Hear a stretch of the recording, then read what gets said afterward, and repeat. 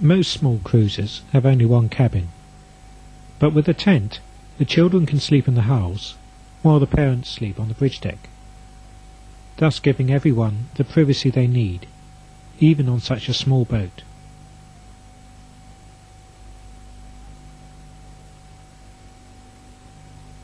On all multihulls, but particularly small ones, it is important to keep weight down to a minimum.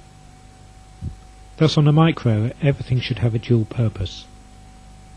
The bunk top becomes the galley worktop, and can then be taken outside to become the saloon table. Even cruising long distances can be comfortable if you have a backpacker's attitude to living. While it makes sense to use lightweight plastic tent and caravan equipment whenever possible.